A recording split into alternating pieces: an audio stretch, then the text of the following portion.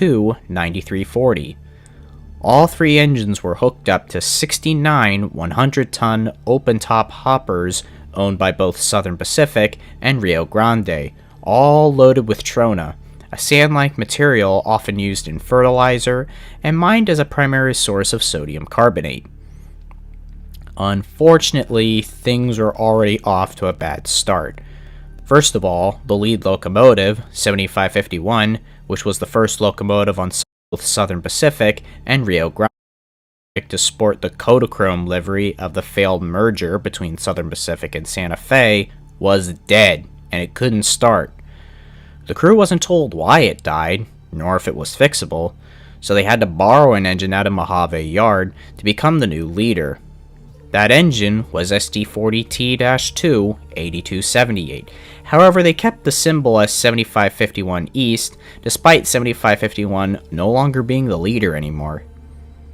Secondly, the assistant chief dispatcher was worried that the three operable locomotives would be overwhelmed by the grade at Cajon Pass, so the plan was to have the train meet a set of helpers at Oban that assist them down the grade, coming off a westbound train.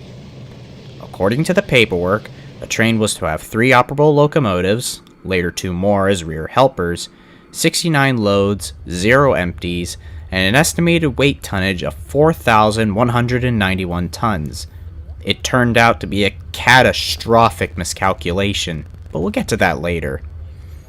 After discussing the paperwork, the crew got on the train, with Frank and Everett in the leader, 8278, and Alan Reese in the third unit, 7549, and off they went, departing Mojave Yard at 12:15 a.m. the next morning.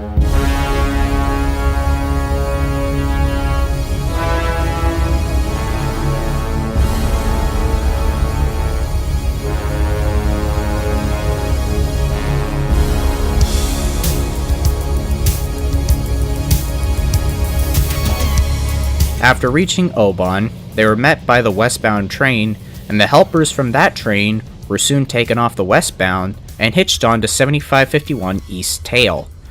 The helpers consisted of SD45R 7443 and SD40T-2 8317.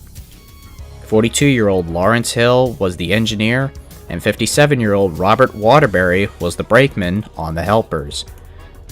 The helper crew had no idea what the tonnage profile of 7551 East was, nor what they're carrying, and they don't bother asking the crew or the dispatcher.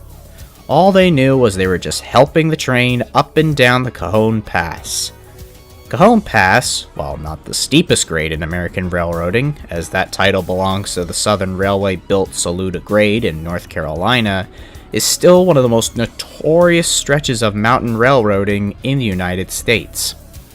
It has an average gradient of about 2.2%, which is nothing in road terms, but to trains, especially fully loaded freights, that's one steep, tough gradient. Just after 7 a.m., the train begins its descent down the San Gabriel Mountains along Cajon Pass. The crew slows the mammoth train down by using a mixture of the train's air brakes and dynamic brakes. Air brakes work by varying air pressure to apply or release the brakes. At around 90 psi, the brakes are fully released. The more reduction in pressure, the stronger the braking force. Dynamic brakes, however, use the traction motors and make them convert from being electric motors consuming electricity to generators creating electricity. The locomotive basically changes the electrical path from the traction motors to route the electricity to a set of resistance grids that converts the electrical energy produced to heat. As the engineer moves the dynamic brake lever in the cab, the amount of excitation applies to the generator changes the level of resistance. It's much like how your hybrid car charges its battery as you go down a hill. This saves wear and tear on the conventional air brakes and is a lot more exact in braking power. This fine-tuning of both systems, plus the many curves at the top of the grade, help keep the train to a safe speed of 25 miles an hour, exactly where Frank Holland wants it. He even checks with the helper crew to ensure this. 7551 east of 7443, over. 7443. You got all your dynamics? Yeah, I'm in full. Roger, thank you. Little do both train crews know is that the dynamics on all but one engine on the head end and one on the helper end aren't actually working. As the descent continued, though, they noticed something off. Hey Frank, we're at 30. Should be at 25. Confused, he gives a further reduction of the braking power, as low as 26 psi, a full service application. However, the speed continues to slowly pick up. Usually it wouldn't be a concern, but the crew still had a long way to go, and the tracks weren't curving as much anymore, which would normally help in slowing the train down. The helper crew could also tell something was amiss.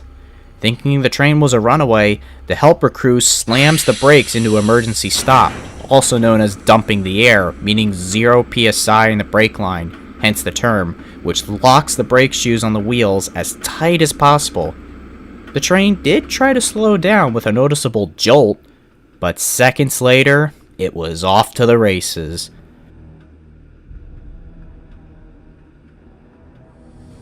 With every second, the train went faster and faster down the mountains.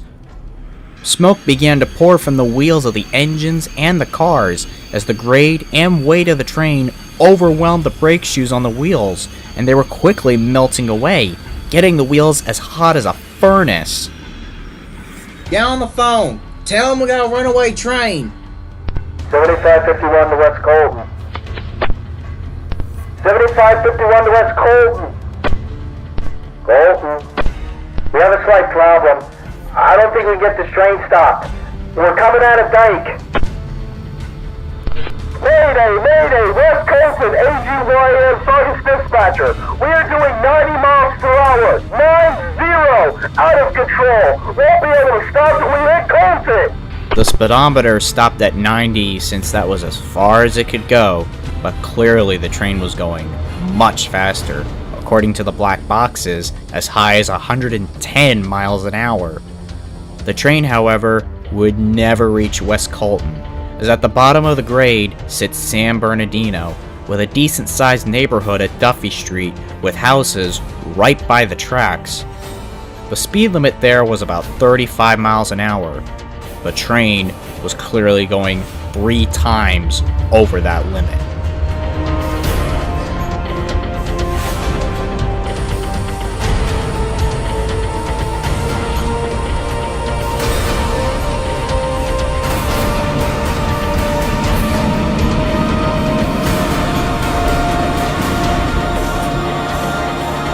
We're gonna die on that curve. That's exactly what was about to happen.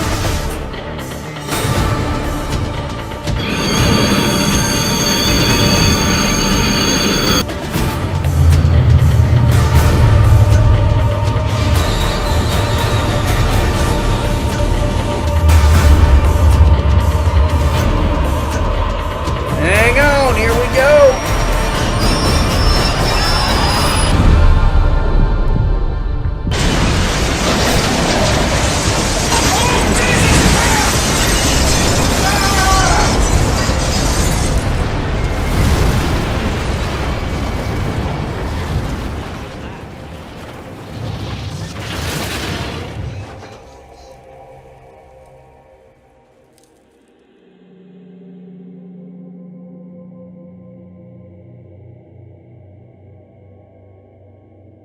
At 7:36 a.m., the train jumps the track, plowing into several houses along Duffy Street.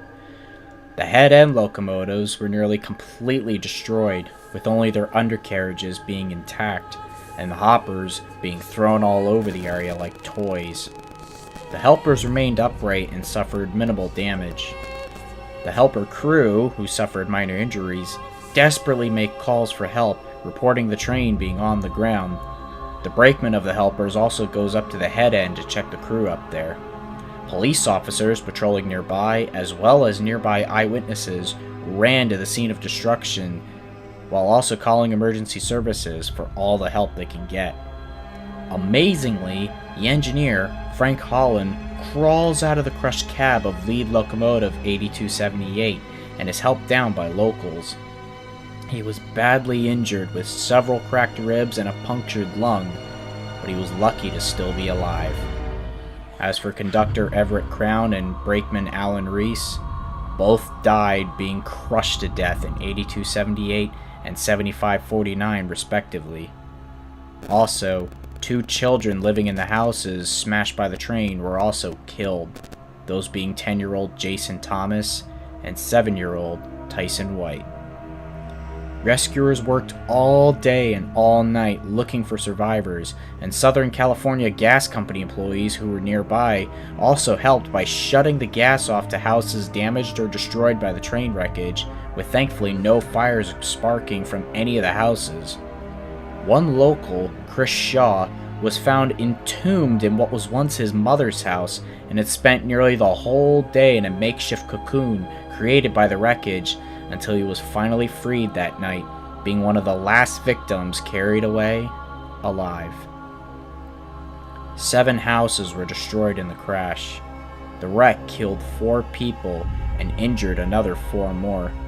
Once the rescue operation was completed, work began on recovering the wreckage, and NTSB investigators began their investigation on what could have caused the runaway.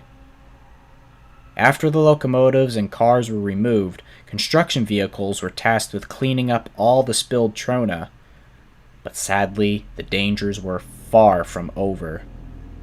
Right below the houses, parallel to the tracks, lies the Kalnev pipeline, carrying gasoline for Las Vegas. None of the locals knew about its existence, but inspections confirmed that it was indeed safe, as it was buried deep into the ground, so the train didn't even touch it.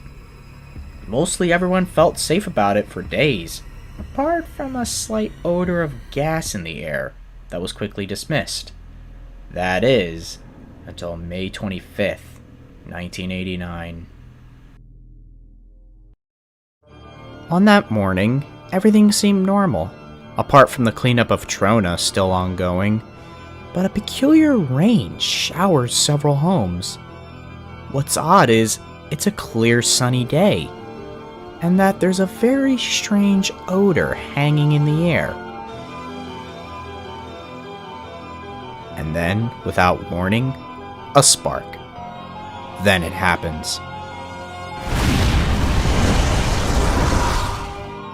A huge wall of fire engulfs the neighborhood, incinerating anything in its path. Fire crews race back to the scene of destruction. They all knew what it was, from the fiery plume reaching 100 feet into the air and a jet-like roar coming from the blaze. It was the pipeline. The fire was so intense that things like plastic lenses on the fire trucks, turn signals, and even the light bars on the top of the engines all melted like butter in a microwave. Firefighters battled the blaze all day, evacuating several homes as locals literally fled for their lives.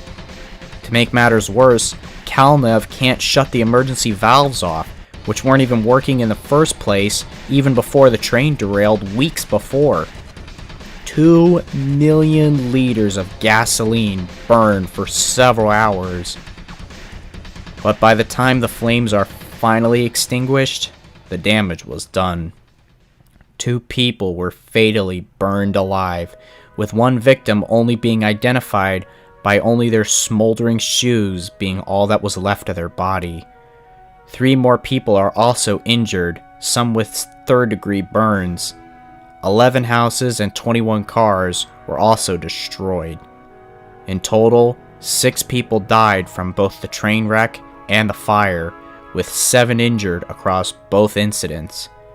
Total property damage was over $14.3 million, equivalent to $31.3 million in today's money. Most of it, though, was from the fire, not the train wreck. Now, how on earth could both accidents occur like this? Why don't we start with the train wreck? As always, with most runaway incidents, the NTSB focused first on the brakes. All the air brakes were clearly working fine, but were also overwhelmed. In fact, some of the wheels got so hot from the friction that not only were they still molten steel 12 hours after the crash, but were deformed from the excessive friction, and some of the brake shoes literally burned off. But what about the dynamics? Well, as it would turn out, the train barely had any dynamics at all. 7551, as stated before, was dead in tow, as it couldn't start. All it had was just the air brakes. 7549 behind it had traction current, but no dynamic brake current. 9340's dynamics were sporadic, having very weak dynamic power. And as for the helpers, 8317 also had no dynamics. That left 8278 on the head end, and helper 7443 being the only engines with fully functional dynamic brakes. Frank Holland knew this, but dispatch didn't. Why the helper crew also lied about the helpers being in full dynamics when one engine had no dynamics at all remains a mystery.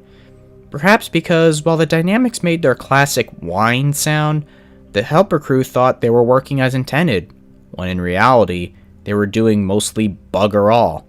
A similar case was noted when Frank and the brakeman had a brief exchange. Hey, Alan.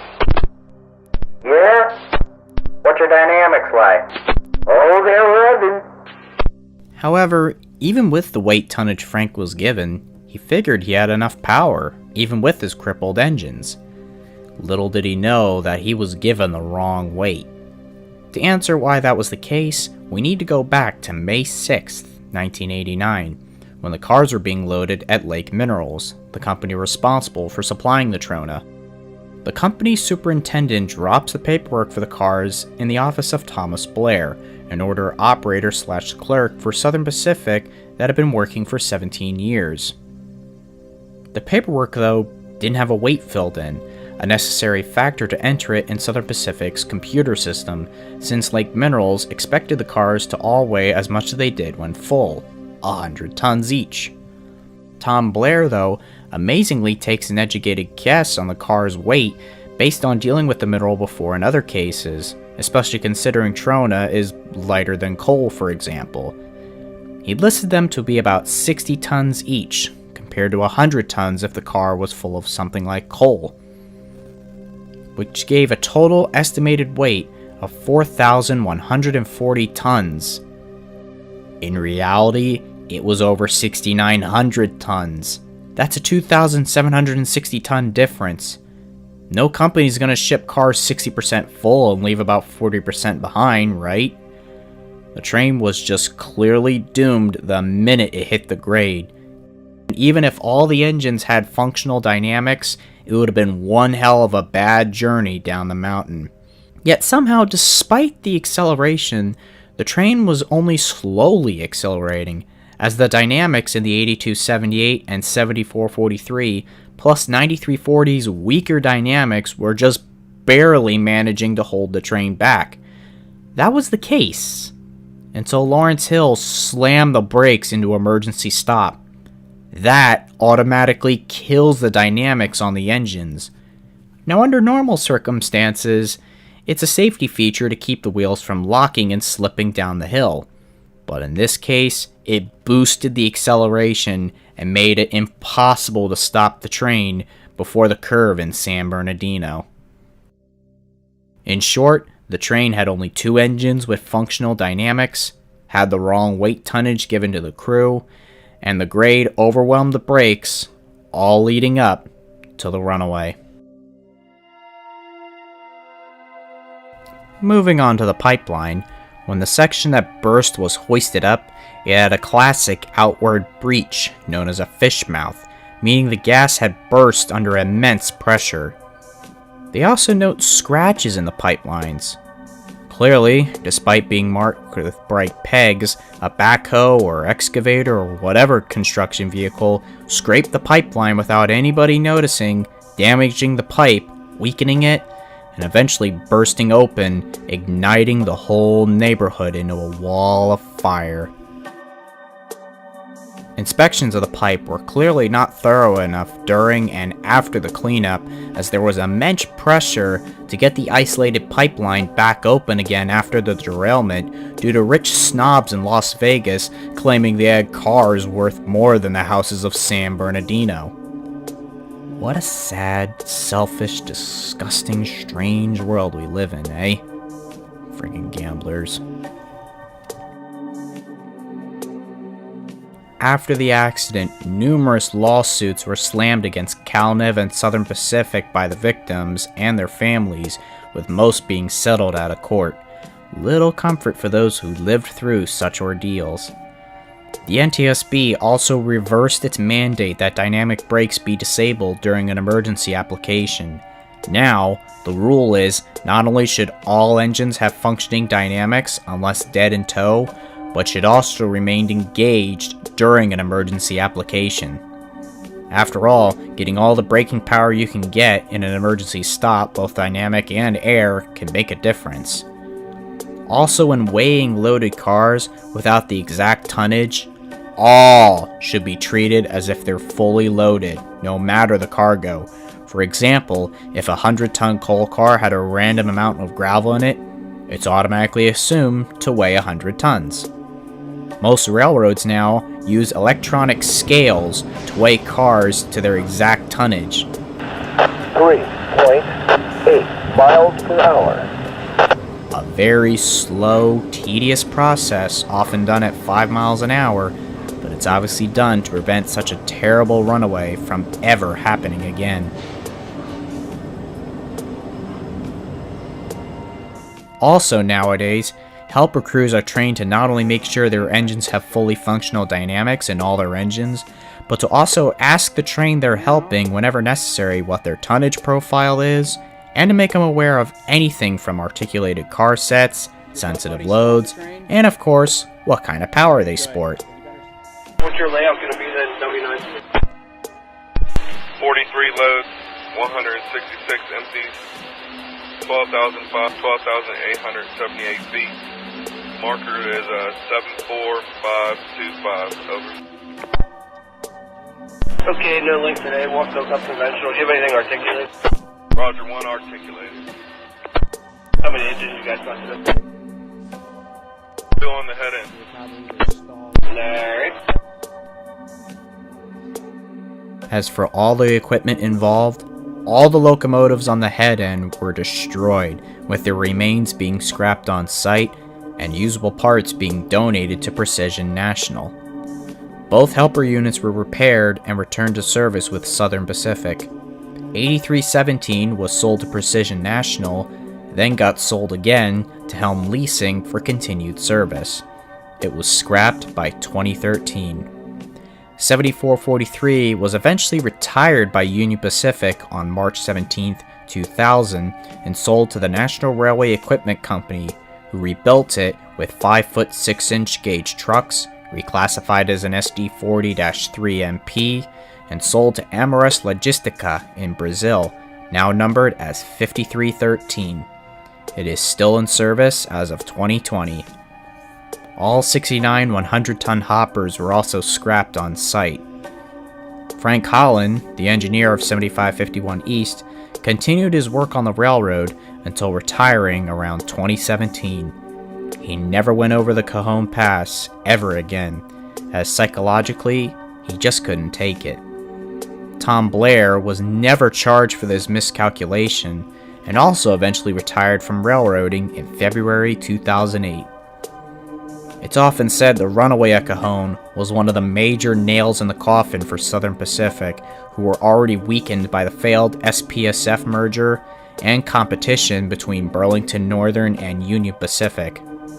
Southern Pacific and its parent company, Rio Grande Industries, would both be merged into Union Pacific by 1996. UP and their competitor, BNSF, still operate trains up and down Cajon Pass as if nothing had happened, as does the pipeline by CalNev.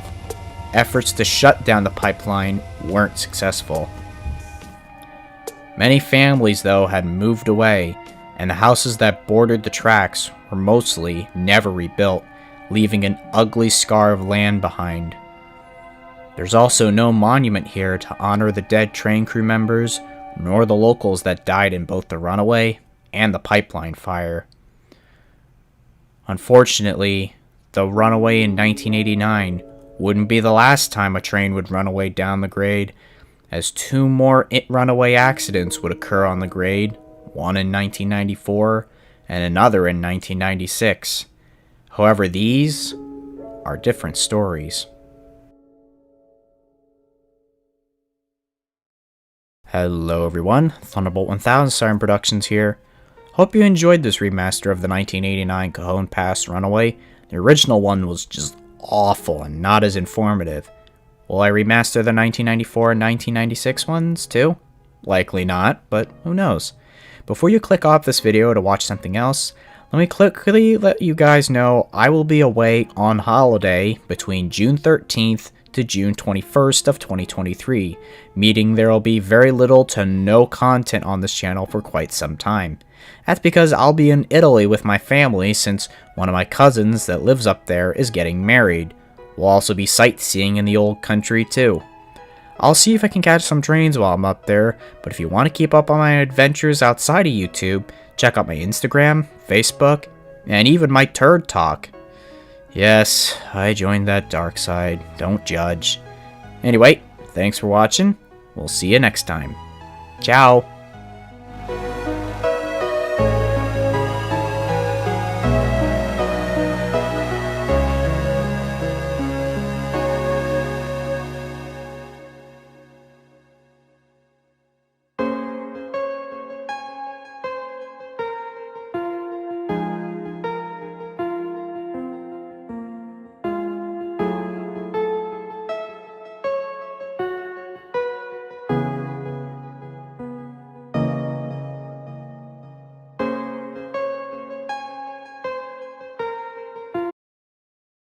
Both helper units were